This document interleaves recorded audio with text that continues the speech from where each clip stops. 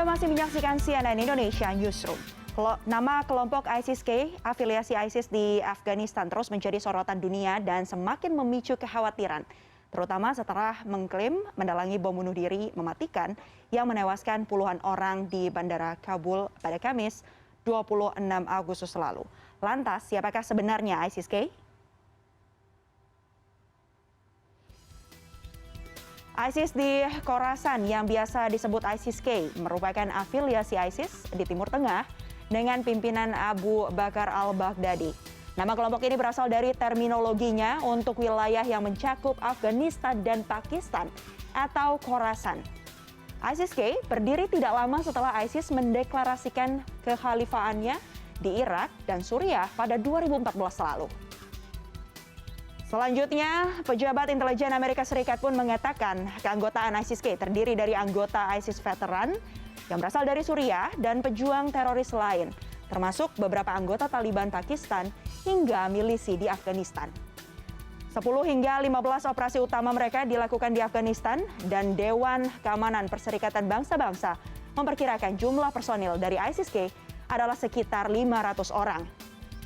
Mereka juga disebut beraliran Islam Sunni garis keras.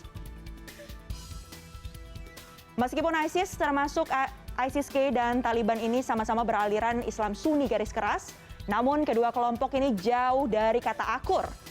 ISIS dan Taliban memiliki prinsip, visi misi yang ternyata jauh berbeda, mulai dari hal-hal kecil soal penafsiran agama hingga strategi kelompok, di mana kedua kelompok itu sama-sama mengklaim sebagai kelompok yang merepresentasikan jihad Islam. Dari perbedaan dan persaingan itulah keduanya saling bermusuhan dan pernah terlibat pertempuran berdarah sekitar 2019 lalu. ISIS bahkan tidak senang dengan kemenangan Taliban di Afghanistan.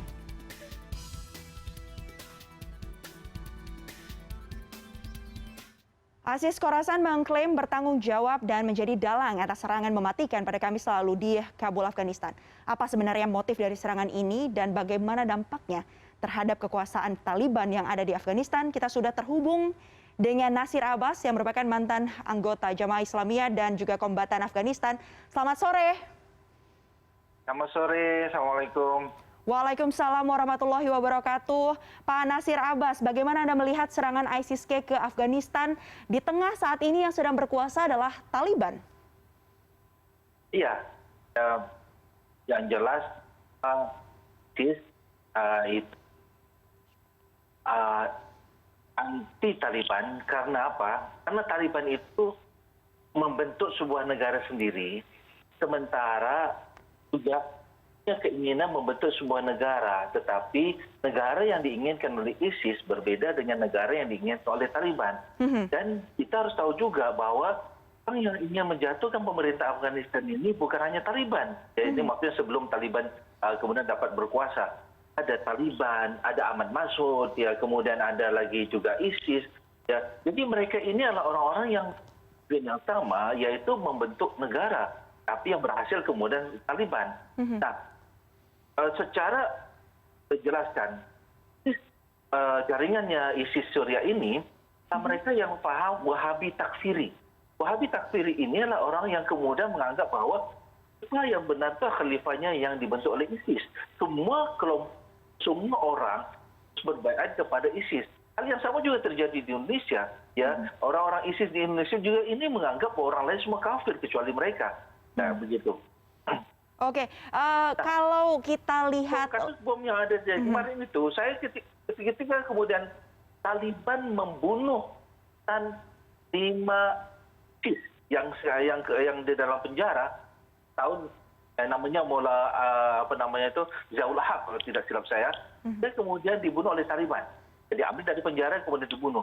Dan ini juga bentuk suatu kemarahan, membangkitkan kemarahan kepada kelompok ISIS di sana. Oke, Pak Nasir Abbas, kalau kita lihat perselisihan antara ISIS Khorasan dan juga Taliban, sebenarnya apa sih akar atau dasar yang memperakasai perselisihan ini bisa terjadi? Yang jelas misinya beda, maksudnya yang Taliban ini hanya mementingkan Afghanistan saja, sedangkan ISIS ini hanya Afghanistan. Ini disebut Khorasan, dan itu bukan satu nama negara, ini nama satu wilayah dahulu. ya, yang mencakupi Afghanistan, Iran, Irak, Pakistan. Ini semua wilayah termasuk dari Khorasan, termasuk selatan daerah Tajikistan, Kazakhstan. Itu adalah bagian dari termasuk wilayah Khorasan dulunya. Ya, nah, kenapa ISIS ini menggunakan nama Khorasan?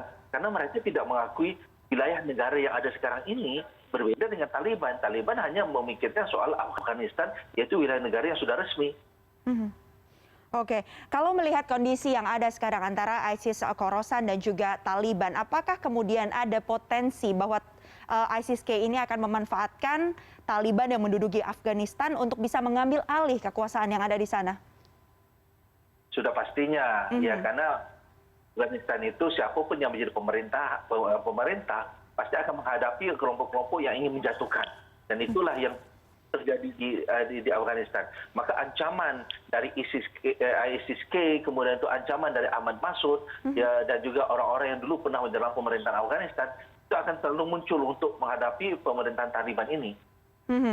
Dampaknya ke depannya apa? Apa kira-kira perbedaan signifikan ketika ke Afghanistan ini dikuasai Taliban dan juga dikuasai oleh ISIS-K?